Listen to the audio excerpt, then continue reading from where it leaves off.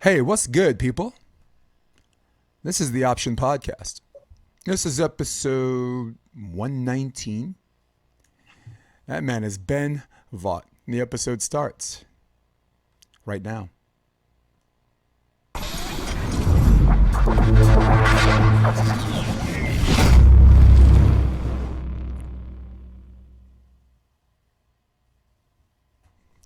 What's good, Ben? What's going on? I'm good, baby. Hey, for the people listening in, this is episode 119. This is the Option Podcast. So welcome. I'm Jason DeBeas, and I'm along with Ben Vaught, volleyball sensation, volleyball addict, neurological addiction, no known cure, no vaccine No, no vaccine for what we got, right? no, not at all. Cool. So before we got in the podcast, we were actually talking about a lot of the Brazilian teams who have already been pretty good, but they seem to be getting exponentially better. And I want to give you the floor because you were talking about Guto. Like, what are some of the things you liked about Guto and his defensive movement and this and that? Well, well, my opinion, when you look at Guto play, he has all the skills. Phenomenal. He's good footwork. He reads his game really well. Got a good jump, good arm. And that's something that I think a lot of people kind of undercredit is just footwork to start, be able to get himself in the right position. But also his arm swing is spot on. I mean, he's an undersized defender. So he, got to kind of firing all cylinders. And then I'll tie it back into, in my opinion, all the Brazilian defenders, some of the guys that are undersized, they all take their set 3-4 feet off the net. They have good lengthy approaches, strong arms. And that's how able, in my opinion, to compete with, you got every country has a Phil Dahlhauser now, 6'9" blocker. And I think we could tie that into the American side. I think we're still set a little tight and try to shoot more while the world is getting bigger, more physical. Now you see a lot of the Brazilian defenders, Alvaro. I know my coach said British Man's looking to keep playing, so he might be with Solberg, which I think Solberg's one of my favorite blockers. So Yeah. that'd be a good team. Yeah. And But they Alvaro is obviously one they of the take best their set lefties out too there, far too. off the net. hmm Sorry, what was that? No, I said as far as lefties go, from one lefty to another, we're both lefties, and Alvaro is one of the better lefties out there. Yeah. Lefty pride, man. Yep. There's not enough lefties out there. Nah, no doubt. Yeah. But I mentioned before the podcast that, we always get into this thing about me, and I've always been the first one to say the difference between like a lot of the American talent and the international talent, European, but we're talking about Brazil. I've always said that it was more about superior coaching than it was about the athletes because we have the athletes, we have the training, Oh, for sure. we have the science. Todd was talking about like our second class athletes, like our first class athletes play basketball and this and that. But I think the fact of the matter is, like the rest of the world does that too, right? Volleyball is not the number one sport in every country in the world, right? Brazil, it's a close number two. You can't, I mean, football or soccer, what they call it, Yeah, that's so number one, for sure. right? I mean, Italy, maybe you got basketball, but I think it's also football, and volleyball's like third. Might be second in some of these countries. So, Yeah. so we're not the only one getting our supposed second class elite athletes, which I think is still demonstrably false. Right? You agree too, right? We're just, No, I mean, volleyball, like beach, I was talking with the trainer about volleyball is a sport where there's so much athleticism happening that you don't see. right. Does that kind of make sense? Yep. Like you're trying to dig a hard driven ball coming at you 70 plus hmm to a very specific spot. You're sprinting in sand, Yeah. which is hard to do in general. You see people jump 30 plus in sand and people like taking a ball, hit at them really hard to a specific spot. The other person release, like almost like catching and throwing in a fast motion. I mean, it's a sport where I think it's undervalued the athleticism that happens because you don't see it that much. Versus, I think basketball, you got a full court, you see big plays happen. Yeah. That's my No. opinion, though. No, totally agree. And for me, I think the way the Brazil Federation like mediates the coaching and assigns the players, I think sometimes they save some of these personalities from themselves, right? Like Yeah. to my knowledge, there's only a handful of people that get to choose who they get to play with, right? They're kind of like assigned partners. And someone correct me and chime in at any point on that, but.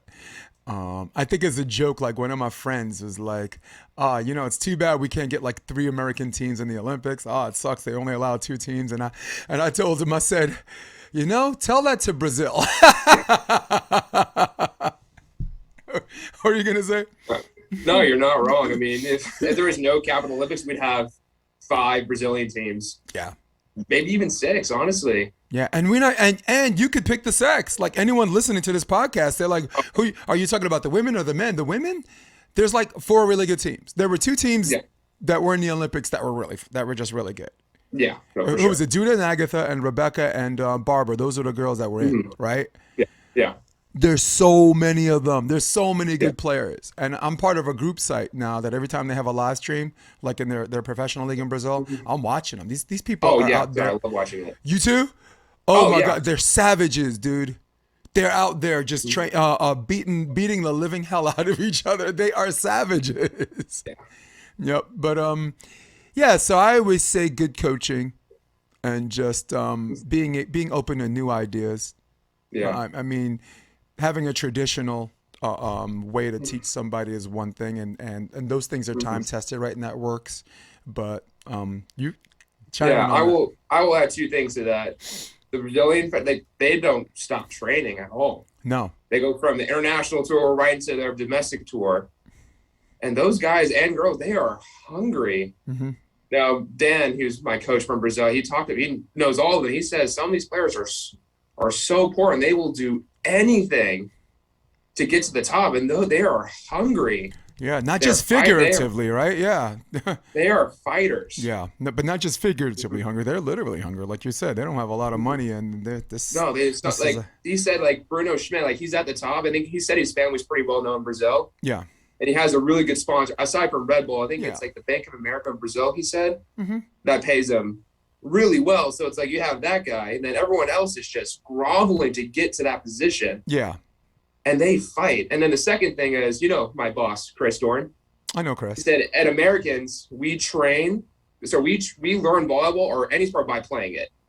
Yeah. You're never going to get better at something without doing it. They learn the sport by training in the sport.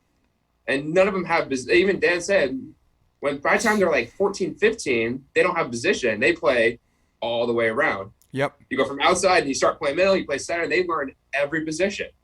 Yeah, there's a huge argument to be had about what's supposedly better, like game-based drills versus drill-based drills and this and that.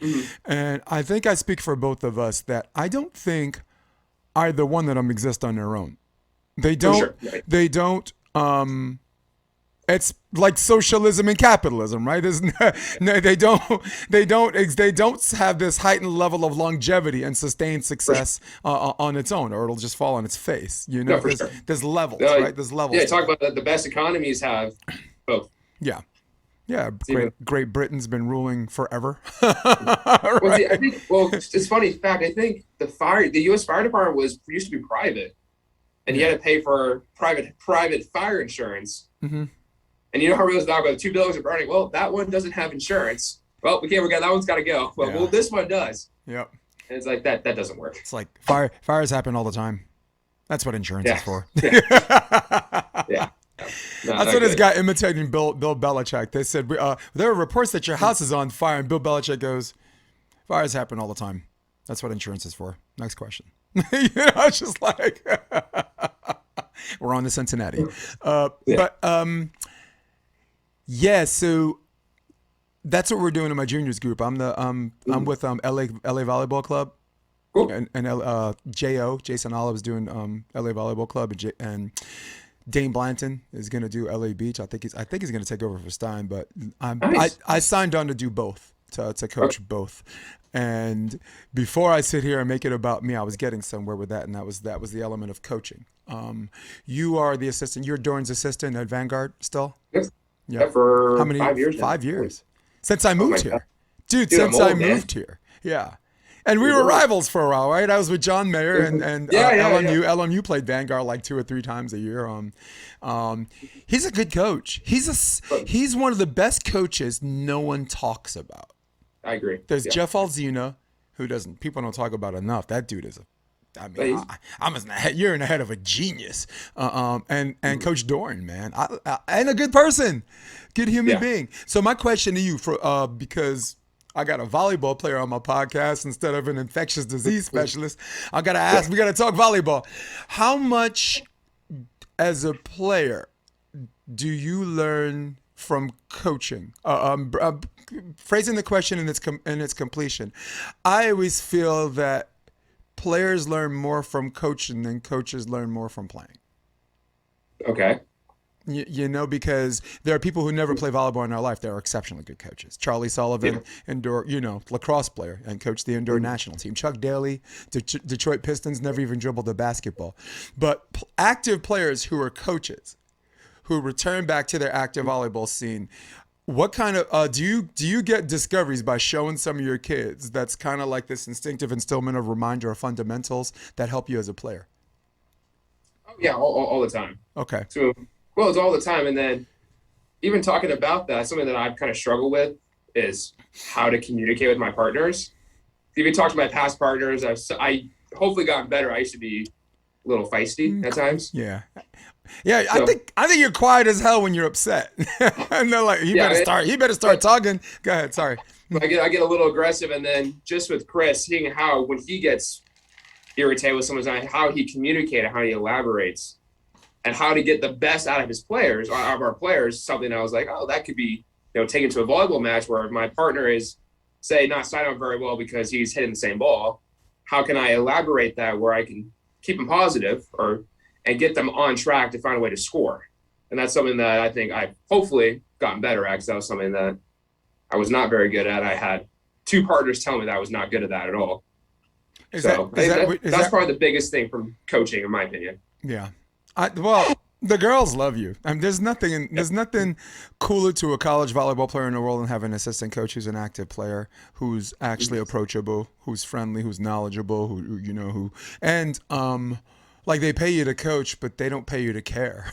Exactly. Caring is free of charge. Exactly. And of course there are levels of caring too, right? Like me, I got a 4-year-old, so I care, but not that. Maybe these days, maybe I want to play super dad for a little bit and then come back at this from a different angle, which is what I've been up to lately. So yeah, I think that's pretty cool. And 5 years, Vanguard. Pretty good program. They've always had a good pair one. When I was at LMU, we played them 3 times and we lost all three times to their pair one. We won 4-1, and I think your ones beat us pretty much every time. So yeah, especially this year, we were an NIA program, so the fact we're able to just compete with LMU speaks a lot for our players. But we have a really deep bench this year. This is the first year where we're thinking we could put 8 players at the ones and it'd be equally as good. Yep. So I am beyond excited for this season coming. All right. So I'm going to ask you a couple of questions, and some of them are going to be tough questions, but I think for all intents and purposes, this conversation is going to inspire a lot of people who are bringing up the rear behind you, guys like Brewster and this and that, guys who are trailing you. For the people listening to the podcast, Ben Vaught, Huntington High School, right? 3-time CIF champ. You spent a little time at Hawaii as an oppo? Yeah. Well, that's a whole hour story. That's a whole hour story. But it was like for a cup of coffee? You were there for a cup of coffee? Yeah, for a cup of coffee and a sandwich. Listen, people that want to play pro only play college for a cup of coffee. All right. I was at Hunter for a cup of coffee, undersized team, D3 team with a D1 schedule. It was ridiculous. And then you finished with Cal Baptist. One of my favorite schools, actually, education-wise. Yeah, some of my best friends went there. Seydou Ajanako, who was like he held a lot of the records as an outside hitter. He's from Ghana, West Africa. Shamzu, who was the opposite. They, just a great all-around NAIA program to NCAA, and now they're what? They don't have a program anymore, right? Yeah, the program got disbanded. Doesn't that piss you off? Sad. Doesn't that piss you off? No, it does. It does. Well, it's like they got I know Chris Coach Cali, he kind of gave the rundown with their admin work. They are very strict with wins or losses. They don't give a lot of flexibility. And he had a new coach. He didn't recruit. I don't think he recruited any of his players. And then they had 2 bad seasons, and they just cut the program altogether. Yeah, and they were better. I mean, if they were better off just staying NAIA if they're going to freaking do that. Yeah, and it's like you didn't even give him a chance. No. Like, at least give him a few years to bring his own players in. Like, you're still dealing with players that were recruited by the other coach, which neither is good or bad. Maybe they don't buy into your new system or anything like that, but at least give them a few years to get a full new class in. then to reevaluate his standing, but instead they just cut the program. And it's like, that makes, it's like what happened. I don't know, going to bring up what happened with the Fuerbringers at Long Beach. Yeah, we could talk. I talked about that the last 2 episodes. Look, I had to carry a lot of water for people because, you know, me, I don't care what people think. But sorry, go ahead. No, for sure. It's like, dude, like I was reading about that online. I was like, you fired them mid-season. Like they registered their most athletic player because they thought they could have her because they knew young team may not be super successful. Mm-hmm. But you didn't let them finish their season. Like, I mean, according to what I saw online, I mean, I don't know much about so. Well, it was according to Dave McKenzie, right? He was the first one to come out with it, and then Fuerbringer pretty much echoed McKenzie's sentiment, you know, and this and that, and you know, he of course says it with a little bit more class. Dave McKenzie wasn't classless, but his post was kind of like what gives, like what the freak, you know. Yeah, for me, and I'll give the floor back to you. I'm gonna punt it back to you. For me, I don't have a problem with them losing their job.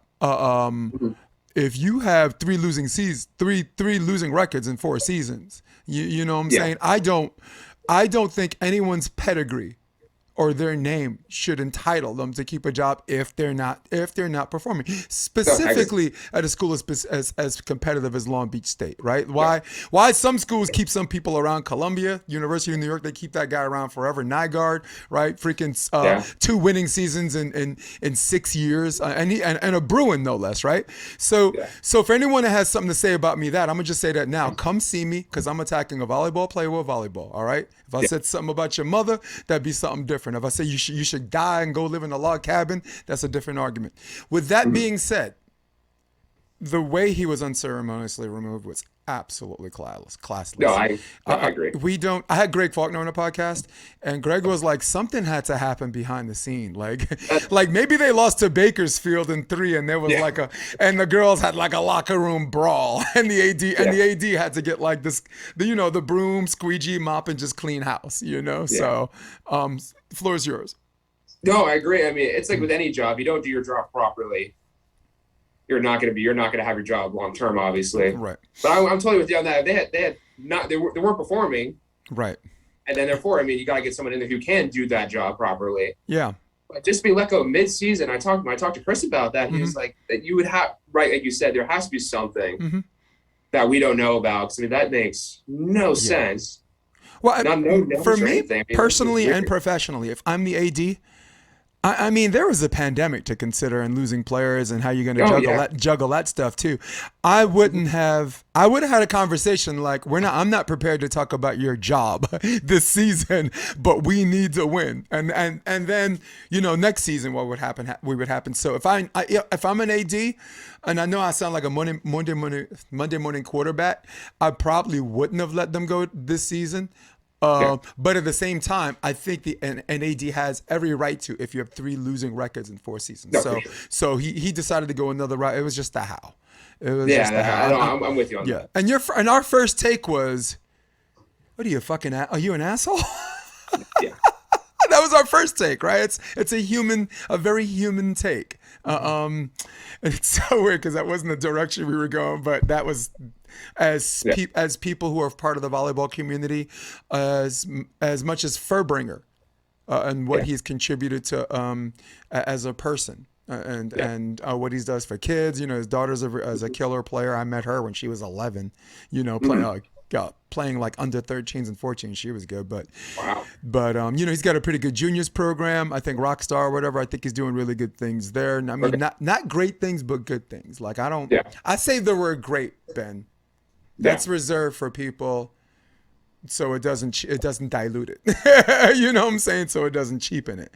So my question to you: you've had a lot of partners the last couple of years. I had the pleasure of watching you play with in New Orleans and Coconut Beach with Bruno Amorim. I like that team, by the way. I just thought, as far as like a team where fans will be like, I'll freaking follow them anywhere. You know what I'm saying? Like if they're the AVP and they found out you're playing, they're running to your court. So as far as like moving the volleyball needle, right? That was a good team. And there was and I had the pleasure of calling one of those matches. So you've played with Branden Clemens, you played with Bruno, you've who else? I would say like my 3 I would say because Bruno was kind of it was a one-off, like a last minute. So I was training with another guy and for about a year, and unfortunately, it didn't work out how we all wanted it to. Right. But my three big partners, I would say, was Branden Clemens, obviously my go-to. Your brother from another mother. Yeah. Exactly. Spencer Sauter. I like him. We had a good NORCECA tournament. I think we finished third or fourth. I don't remember. And then we had a good Huntington tournament where we made a Saturday loss to Zahn and Dross. And again, that we probably should have won, but was that Huntington? Yeah, Huntington. Yeah. Right. And then we kind of went downhill there. And then Logan Weber, him and I we played 3 events together, made 2 out of 3 main draws, won a couple matches. Yeah, and Hermosa Beach, I think. It was Manhattan, Chicago, and Hawaii. Right. And those were kind of and I played with Jeff Samuels for a couple tournaments. He's always Bruno good. for one.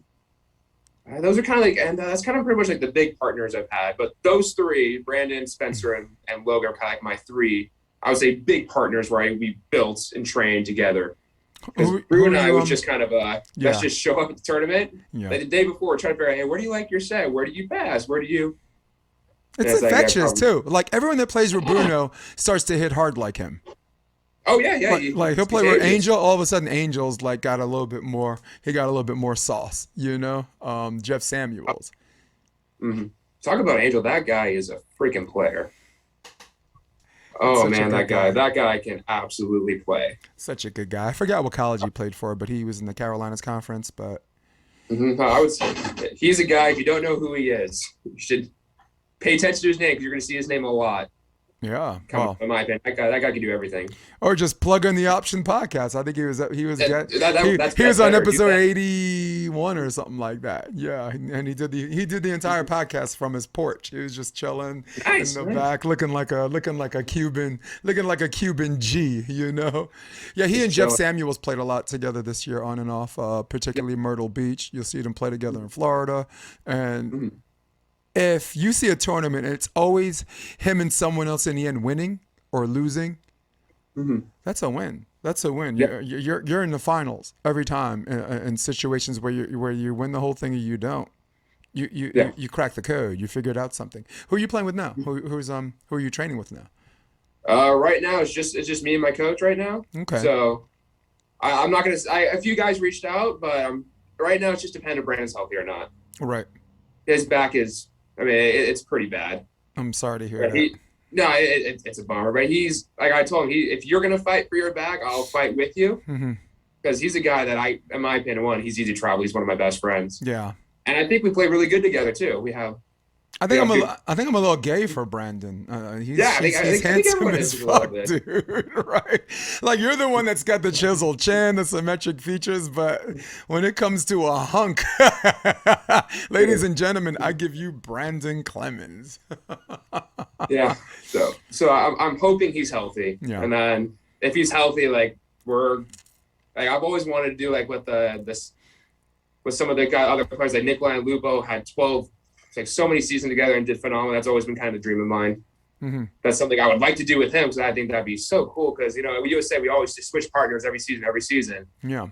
But the best 2 player teams we've had has been Phil and Jake as blockers. Right. Mm-hmm. Yeah. And they take the long term. You got to learn how to ride your team with the highs, the lows. Learn why you're losing. Yep. And how do we come back from that? Because in the U.S. is always want to play with Jason. He doesn't pass. He doesn't set me super well. So I'm going to go play with Mike. Right. Then I play with Mike. Well, Mike, he's just not a good attacker. He gets served every ball. So I'm going to go play with Branden. Then it's like, well, you're still losing. You got to figure out maybe that's not why you're losing. You need to figure out why exactly your team is not winning. Right. Yeah. So that's what I like to do if Branden's healthy. If he's not healthy, if you guys reached out, that I would love to play with. But for the sake of the podcast, for myself, I usually don't talk about partner stuff. Okay. Out loud to people. I keep it private. No, I mean you don't want to pick someone because second to NBA players, volleyball players are the most sensitive cats I ever met in my life. So saying positive things about one person like a partner you pick to some people is the same thing as casting aspersions on who you did not, and it's bullshit, but I understand We ain't messing with Ben Vaught in that regard today. Okay, Yeah. I'm not messing with Ben Vaught today on that one. Okay, people. So I actually did a little Facebook Live clip. That's why I was a hook. So people are watching. Okay. That's why I was doing that, because there were people who were. I use it as like a little 2-minute hook, just to be like, if you want the complete episode. Gotcha. So, ladies and gentlemen, for people watching and people listening, Ben Vaught and Branden Clemens in 2017, you hit your first main draw in Huntington Beach, your hometown, right? Yeah. Your hometown. So there was something really, really sweet about doing it in your backyard where you trained, where you have maybe stars in your eyes of someday making the draw and someday just winning the whole thing. Yeah. I was very, very impressed that you guys made the draw, because the qualifier, which we affectionately refer to as the gladiator pits. Yeah. Some brackets are beer brackets where you're like, I think I only got one good team to beat and I'm in, because you look ahead sometimes because you can't help it. Yeah. And then there's some brackets you're like, well, damn, even if I get by this team. You had a bracket that had Rafa Rodriguez and Kevin McCulloch playing Kame Shulk and Reed Pretty Rafu's first round. It was their second round. That is a main draw semifinals worthy match. For sure. Consisting 3 of those 4 guys have an AVP chip. Rafu won in San Francisco, Kame Shulk in Seattle, and Seattle 2018, and then Reed in 2019 with Manhattan. Yeah, got his name on the pier with Trevor Crabb. You ended up beating that team to get in. Yeah. Or was that the last round game, or was there one after that? Yeah, that was the last round. And then on top of that, they also had to beat Paul Ariza and Matt Motter. Matt Motter, dude, Matt Motter can fuck up your day. He can ruin your day if he's in the mood to hit, dude. Oh, dude, that guy's got the livest arm, and him in a right when he's grooving, he's gnarly, super gnarly. Yeah, he is. So you and Branden go back that far. That's 2017. Your first main draw. It was with him. It was center court. I believe it was Jake and Taylor, right? That was your first match. Yeah. Talk to me. Let's turn back the clock. And we did this on a previous show because I had before the podcast. You and I talked a lot on air. Talk to me about the end of the qualifier, like your thoughts and sentiments that same day, and then talk to me about the mental preparation going into your first game of the main draw. Let's start with, you just won the qualifier, and I mean Jeff Samuels and Derek Olsen were in that pool too. That's ridiculous. Yeah, they lost in the round again to McKibbins. Someone ain't gonna be happy at Huntington in 2017. So talk to me about your state of mind or your reaction of maybe just all of it setting in. This is not the next day. This is that Friday. Yeah. That Thursday. You just won, and now it's set in. We're in the draw. Go. Yeah. So I'm going to backtrack to a little bit. It was 13-all. They served Branden. I'm terrified of handset. So I bump set this ball and absolutely spray it past the antenna. Branden just takes his left hand and barely gets it over that cut shot. Somehow it scores, and then we didn't know what to do. We're like, let's just run a 4 and just see what happens. We just figured out run a 4. Branden's going back. They're going, okay, Branden, you got this, Branden. Like, you can hear him like taking deep breaths. Barely, he served this ball right on Reed, and Reed hits ball in the net. Then I start crying. So I was like, so when I was younger, I was, when Jake and Casey played together, they practiced at the Huntington Pier. Casey would text me on Facebook to save a court for him, and I would be their ball shagger. Handballs that Hildebrand was coaching them. I'd bring my chair out, watch that AVP watch all day, and I started crying. I was like, this has been my dream since I was like 12 years old. It's like to play an AVP, and like, oh my gosh, I get to do it. So it was full tears. I know Branden was in full tears too. But that was kind of the like a dream come true moment. And I was like, this is I actually get to do something that I dreamed about since I was a kid. Okay, so now it's settled in, the dust settled. This is not a dream. This is reality. This is actually happening. Exit Thursday, qualifier. Enter Friday, the main draw. Your thoughts, mental preparation. You got a few minutes before Jake and Taylor. You're supposed to play Jake and Taylor. Talk to me about your mindset. Were you just in a good place? You weren't thinking at all. It was the mindset of I am just so happy to be here. Like, that's a dangerous dude, man. Oh yeah, I was like, I literally a year ago at this time, actually even less than a year ago, I was shagging for him. He served, and now I get to hit against him in a real game. Nice. and I was like, this is so cool. This is Jake fucking Gibb. I get to hit against Jake Gibb. He gets to like stare me down through the net like he always does to everyone. Mm-hmm. That's awesome. And I was just like, this is like the coolest thing ever. Because I remember when we were warming up, Jake, Jake never talks to anyone, but he actually came up to us and, hey, congrats for making it in before we played. Right. And Jake, if you know Jake, he will not talk to a soul before he plays. Yeah. But when it's over, he's so classy, dude. Yeah. No, when the game's over, he shakes your hand, says good game, and then we're friends. But before that, no, it's war. Nice. No, and that's why, I mean, for the career he had, I mean, phenomenal. Probably, top 7 blocker of all time? I think so. Certainly on the American scene. Yeah. Oh, Americans, yeah. So he was warm. He said, hey, congrats for making it in. Then Branden looks and goes, just let you know, it's such an honor to play you. Then Jake just looks at him and was like, get the fuck out of here. Thanks, buddy. And he just nodded. I was like, oh, that was kind of awkward, but okay. I was like, this is kind of weird, but all right, we're in it. Yeah. I will say this, Ben. They say that people who are just happy to be there are the easiest team to beat, but I think that is ridiculous. There is nothing more dangerous in the world than someone who's playing with house money. Yeah. Someone that's going to go in and be like, look at his partner like, you know what? People don't think we're going to win this anyway. So let's just try some stuff. My jumps my wrist away. Bam. Line jumps. That's in. Bam. Oh, my goodness. Get a touch block. It's supposed to go out. No, it's in. So one of those games was decided by 2, right? One of them was we lost 19. 16. Lost 16-19. 16 and 19. Okay. Pretty cool. So it was a good game. I mean, I go back and I watch. And I'm watching again, like, Taylor's not really even trying that hard. He's like standing chest up in the middle of the court. Mm-hmm.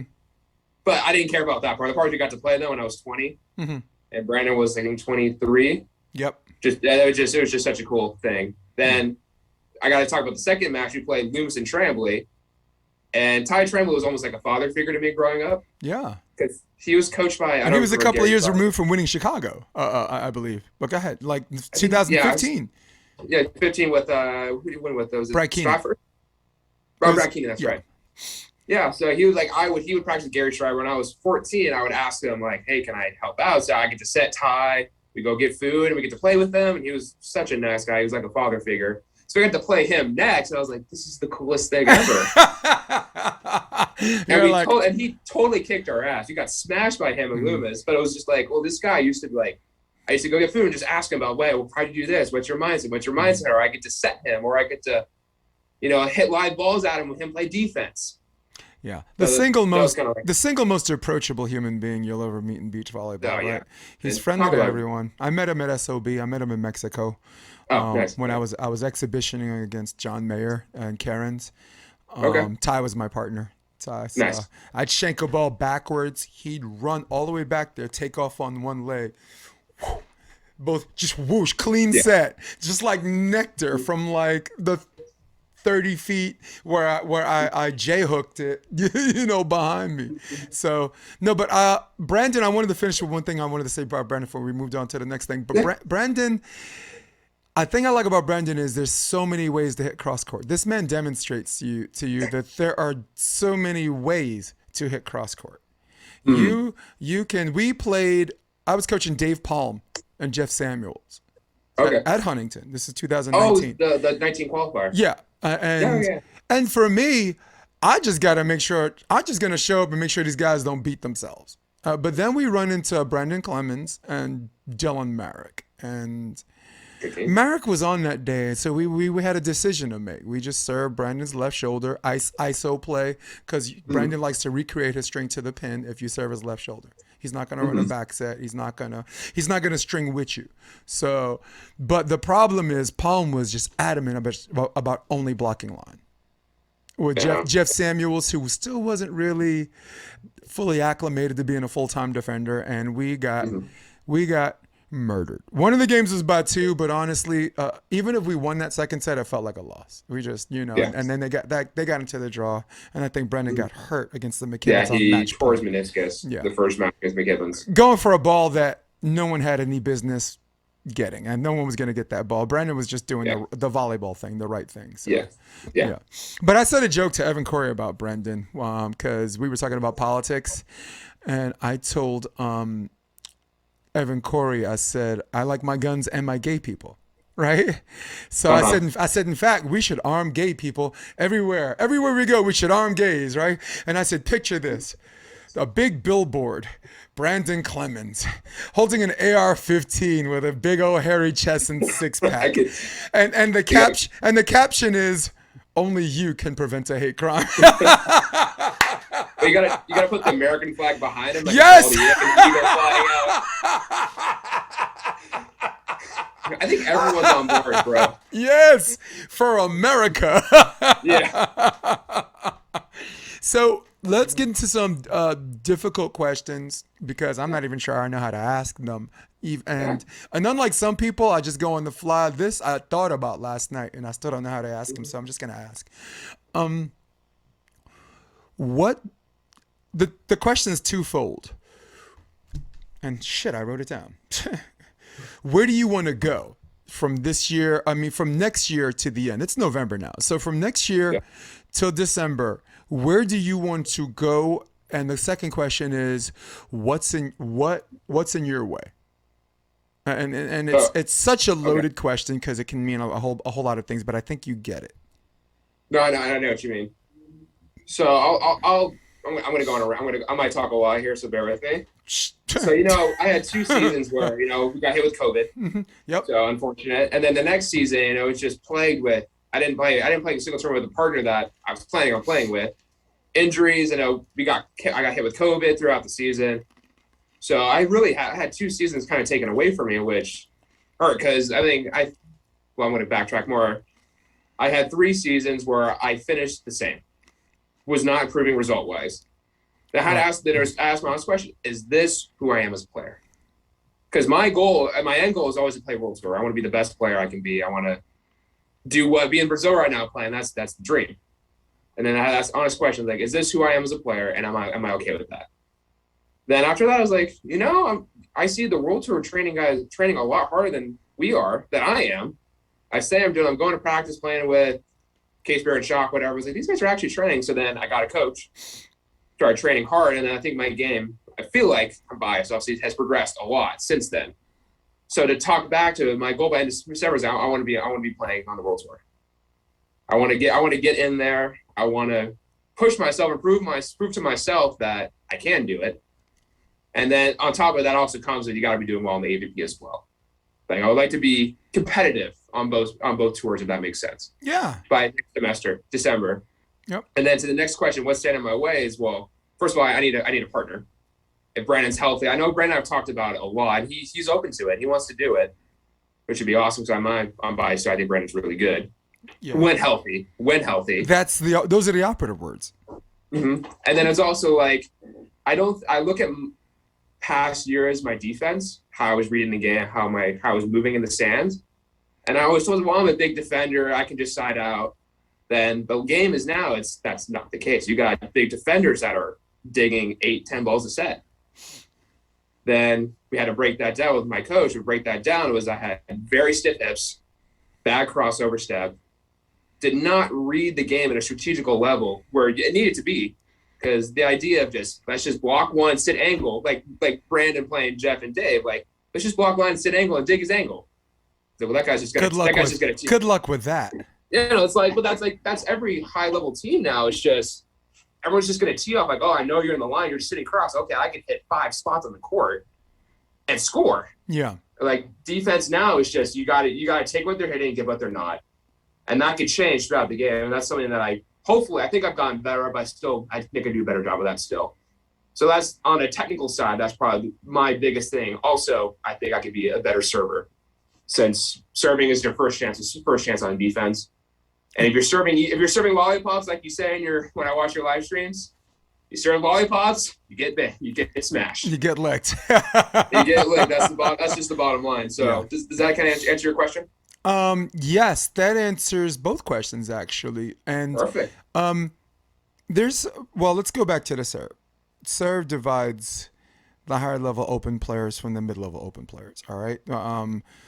And basically really open from AA and AAA. It's the serve because at certain levels you're gonna find guys who can hit. You're gonna find everyone's gonna have nectar hands, right?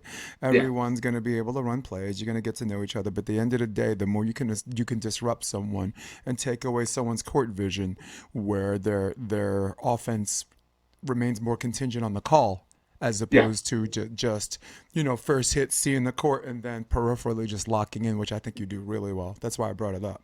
There's something to be said about just that serve. My second point is sometimes there are so many people who want you to do well that have so many ideas, and they're just too many. There's just one person with too many ideas, or too many people at the same time with different ideas. I can give you an example. Andor July. Yeah. Andor July, takes a lot of discipline to take in all of that information. It's almost a fucking homework assignment, for Christ's sakes. All right. Which is not a bad thing, but sometimes there's an overload, right? Sometimes that can cause, with respect to Andor, that can cause paralysis through analysis, where you're taking in too much and then you get in the court, you can't do shit. And then there are players like you who are coming up where there's a whole bunch of coaches that say you should do it this way, so do it that way and this way and that way. And for me, who's been coaching a long time, 20 years, 10 years commentator, 30 years an indoor player, you pick two coaches. Just pick two guys. Yeah. That's it. It's just enough information. Well, Andor is equivalent to two. So, and Branden does his accent. Nobody does Andor's accent. Nobody does Andor's accent better than Branden Clemens. Here we are talking about him again. But Evan Corey Talk to Me About Should He Move to California. You know what I told him? What'd you tell him? No. There's just too many people. He can get lost in this storm of good young players like him. I say, from work, if you have 4 weeks vacation, if you choose to be a professional volleyball player, that's your vacation. Take 3 weeks, go to Hermosa Beach or go to Huntington, schedule, appointments, train with different groups, and get your group training in now. But me as a coach, and there are so many players I can name that can correlate my theory. There's so much you get just from you and your partner. Maybe have a jump in player or whatever. Maybe have the guys from out of system, in tandem, just hitting you. You know what I'm saying? Players in and out hitting you at the same time. You get more from that level of coaching than you do from training groups. The only reason why you would move to California is for training groups, because right now the best coaches are in the Midwest. You look at any club team, you look at any NCAA team, you look at any indoor men's NCAA, women's NCAA, you look at a good West Coast team, it's the players. You look at a good Midwest team, it's the coaches. Yeah. And he's got coaches in New Orleans. You know what I'm saying? I forgot his name. Go ahead. I know. I was saying that LSU, the head coach of LSU. Russell Brock. Yeah. Russell Brock is an ex-USC guy and just went out there, just had some ideas. And his assistant coach, who's a blocking coach, they move as a group. They move in with each other as a unit. And they are fucking savages. They are savages. I mean, I'm not. This is not a ding on Kristen Nuss, but you look at her game. Yep. You would think she should not be as good as she is. Wow, it's true. Like not the most physical jumper. Not the heaviest arm, but holy crap! When I watch her play, I'm like, if I can do anything like you, I can go to sleep happy. Mm-hmm. Just the vision, her touch is insane. You can tell watching her play, like this girl has been trained. Yes, really, really well. And So that kind of goes to your point about the I have Midwest two Coast. things to say about Kristen Nuss, because we can talk about both of them all day. Because Taryn Kloth, Oh, for sure. I want to introduce to Greg Faulkner. I just think tall people should know each other and party together and have a good time, and maybe, God willing, produce more giant kids. But kidding, guys. But Kristen Nuss, two things I want to say. If she's so undersized, if Taryn Kloth should get another partner when she get better, if Kristen Nuss is not this, and if Kristen's not this, here's my question, Ben Vaught. Rhetorical question to you, but a question for these haters to answer. Yeah. How come no one serves her?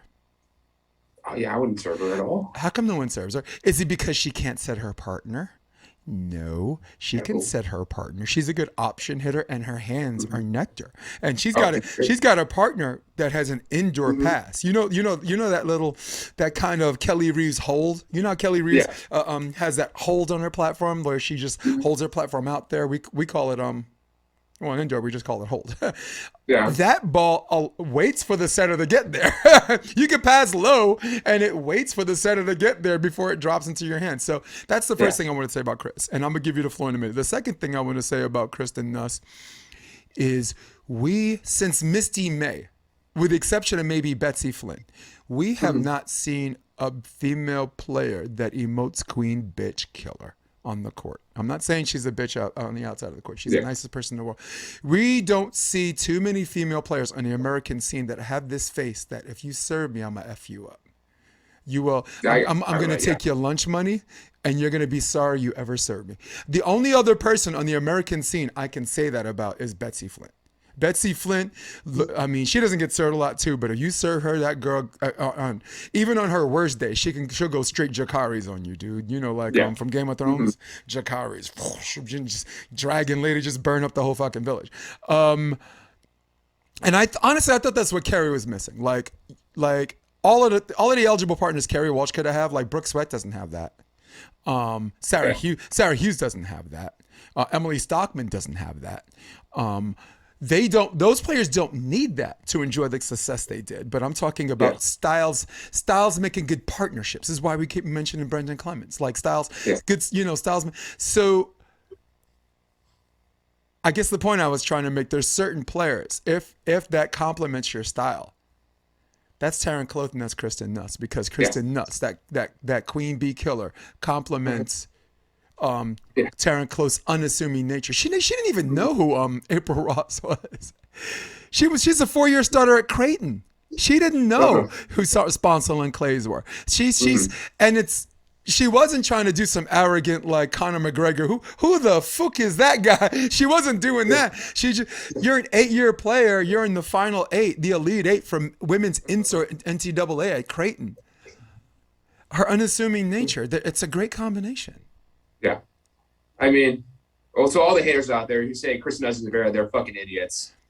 And never give them the camera because they're idiots. I mean, clearly they don't know nothing about ball. I mean, I think a lot of people. I was with I know you probably don't know who Tanner Smith is, but he's a good buddy of Rosie, and we were talking about her. She kind of plays like Misty May a little bit, like really, like you're saying, like really similar style, and it's like we can have the next. She could be the next Misty May, and the mentality.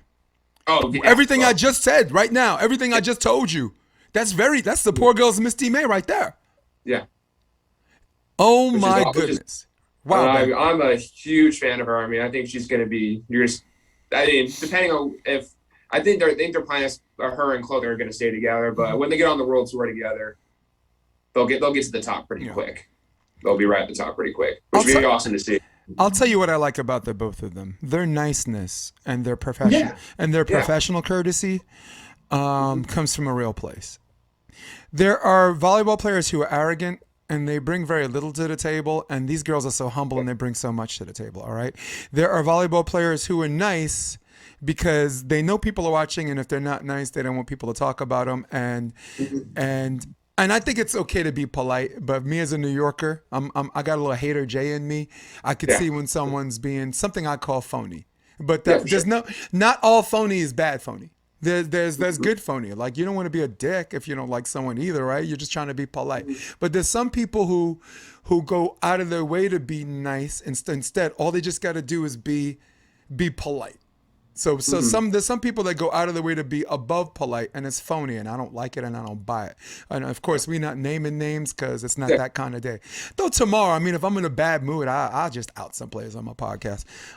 Right? Hard to cancel someone that doesn't need your validation. But these two girls, very much like you, your niceness is authentic.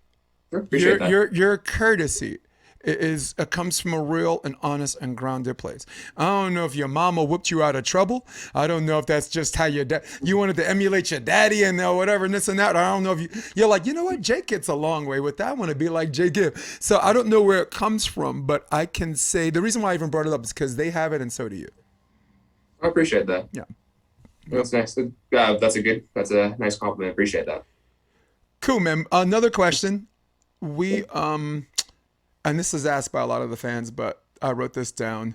Was there a particular tournament in juniors before you started pursuing the whole beach thing? Was there a particular tournament or a particular match in your high school where when the match was over, you told yourself, wait, I think I could do this for a living? Is there a particular match, maybe at Huntington High School or maybe just like a triple or something like that? Was there a particular match or a tournament where at the end of the match and the end of the day you left saying, this is who I am and this is what I want to do when I grow up? Yeah, no, I think I'm thinking back hard here. So I started playing beach tournaments with a guy named Mark Spitaleri. I don't know if you know who he is, but nope. we still play tournaments here. He's 65 years old now. Absolute baller. But I started playing with tournaments with him. playing A's, and then we won that. I got my double, and a week later I got my triple, and I was, I think, 15. Mm-hmm. And at the time, the only people who did that were Hawk Hatcher and TJ DeFalco. Right. So I was thinking in my mind, I was like, okay, like this is something that I can try to pursue more because I really enjoyed it too. So I would say that match was like when I got my triple A, I was like, I'm the third youngest person to ever do that. How old but are now you? You got freaking John Schwangel and all these guys are freaking I know. winning opens where they're like 12. Yeah, Miles and Marcus, like a main draw at 15 and 17. And I was like, douchebags. Yeah, right? Yeah. Oh my God. So that was it. The triple with our guy? Yeah. Yeah, that was the triple A. Yeah. And then that was kind of like a signifying moment. Like I freaking crazy about beach volleyball. Mm-hmm.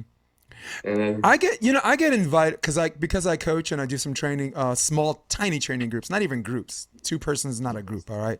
I do a lot of privates, but there are a lot of players that ask me if I want to come out and jump in with them. And I'm 51 and I'm just like, nah, I'm feeling old today. But every time you bring up a guy like that, every time I see like John Hyden, or every time I see someone who's like, Dolan, Coach Dolan, I forget, his name escapes me. He was on my podcast a couple of episodes ago, and he's you're in the head of a genius when you talk to that guy. You're in and out of the head of a genius, and he's a really good coach. Gene Dolan, and I see because he's 63, and every time I see guys like that, and I'm like, California is a strange place, dude. Because in New York, we bought into the Chris Rock line. Like, how many 63-year-olds you see out there just doing shit? You know what I'm saying? We just happen to be alive. But man, California, they're playing volleyball. They're getting the triples, man. What's up with that? Who's the best conditioned partner you play with? Condition partner. What do you mean by that? As far as cardio, best physical shape. I mean, that's a good question. I mean, when Branden, when we were playing, he was gnarly conditioned, and I mean, Jeff Samuel, we played a couple tournaments, and that guy is that guy's an athlete. I would put Jeff Samuels probably up there. I mean, everyone else, I would probably say Jeff Samuels. I like Jeff because Jeff always looks like he's tired. The way he walks through the sand, he's got his head down, and he's not this way. But my first take is like, this guy looks like. There's no place on earth he'd rather not be. He looks like one of the more, and his mind, that's not what he's thinking. It's just sometimes the way he moves around the sand. You ever look at the Crab Brothers? They move around the sand like crabs, little bow-legged and shit, and just walking. And it's like when they need to move fast. John Mayer, when he played, it's like this guy, he had blindingly fast speed when he had to be. So, Well, I asked John Mayer the same question. He said Jeremy Casebeer. He said Casebeer is like sick conditioning. Actually, our kids go to the same school too, so I see him all the time. He's got a little baby Casebeer with long hair or whatever, and his wife, the Brazilian chick, I forgot her name. Maria. Yes, I got her right. Mm-hmm. Which team do you look forward to playing when you're in a tournament? Like, oh boy, I mean, like all of them. Oh yeah, I want to get all. I want to crush their souls, but I would say the two. I mean, we can argue right now that our two best teams are going to be Try and Trevor, and depending. I mean, I'm going to put Taylor Crabb and Taylor Stander up there because Taylor Crabb is phenomenal. Yep.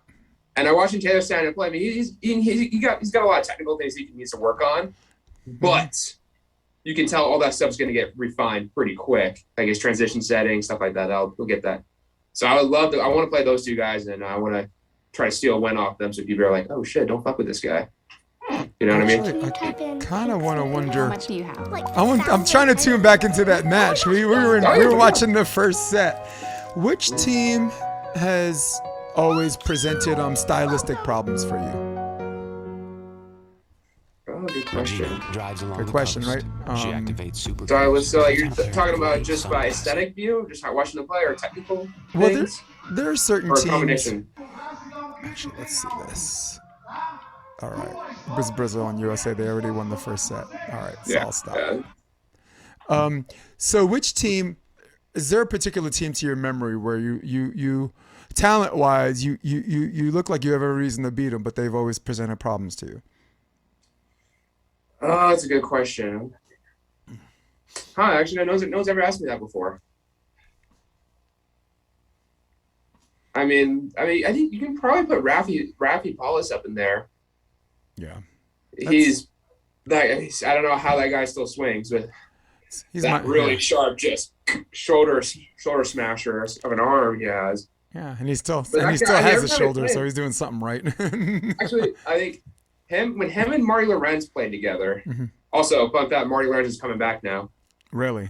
Dude I saw him before. He looks fucking good. Like, best I've ever seen him play. Wow, I'm happy to hear that. He's training a lot. He's working out. Because he's a guy that don't like to train. No, I'm not trying to out him like that, but Greg Faulkner, played with him in college. But go ahead.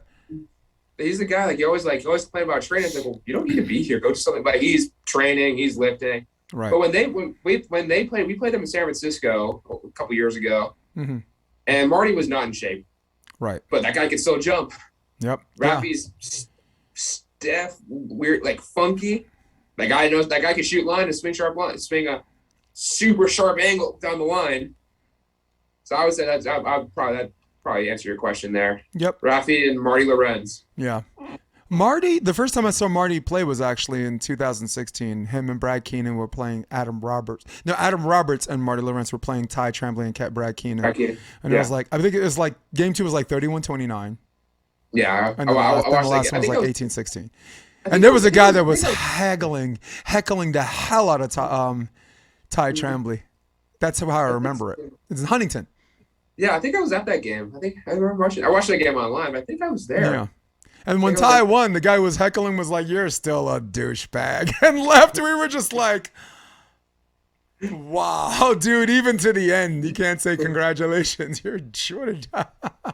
Huntington's a strange place like that." Oh, yeah, it's a funky place. They'll boo Santa Claus, man. They're like Philadelphia Eagles fans. If you can heckle John Mayer, man, something's wrong. You got something wrong upstairs. If you can find something wrong with John Mayer. No, he's a class act of a person. Yeah, you can leave that guy alone. Pick on the giant guy. He's playing with Avatar back then, so that's probably pick on Ryan. Yeah, that's probably where the heckling really came from, right? And John's just in the line of fire. So, but I know you got to go somewhere in a few minutes, but I'm glad we were able to squeeze this time in, and we left so much on the table, and you got to come back. What's the human movement? What's that behind you? Oh yeah, so the trainer who owns the location, he's basically gone. So now I own this location here, or no, when I operated. So I've been training for a while now. He's gone. I have my own. I do fitness training. I have my own clients. I see some of his clients that reach out to him. Mm-hmm. So yeah, this is my office right here. Nice. TV up there. Look at that. Yeah, so it's my office, and the gym is just right back through that door right there. Good. I'm like, motherfucker, wear a tie.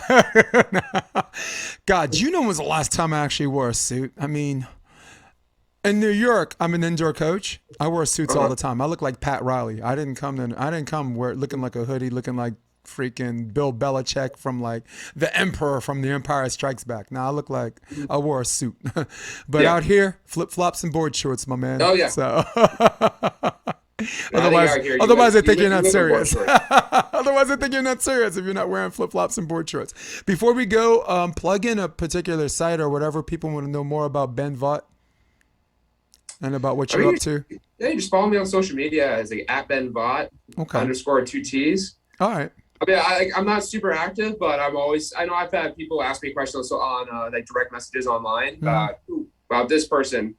I remember on Volley Talk, Volley Talk, this cancer of all. They rip everyone, but these guys were ripping me, and I was like, I want to go defend myself. So I went on there and said a few things, and then people messaged me on Instagram. So if people have questions, they can feel free to just reach me out directly. I always try to get back to people pretty quick. Yeah. Through social media if they want to. But that's how you know you made it. yeah. Right? Volley Talk got you, man. They did the same thing to Travis.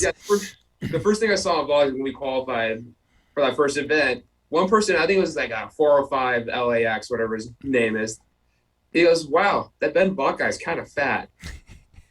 I was just like, you're like, you mean PHAT, right?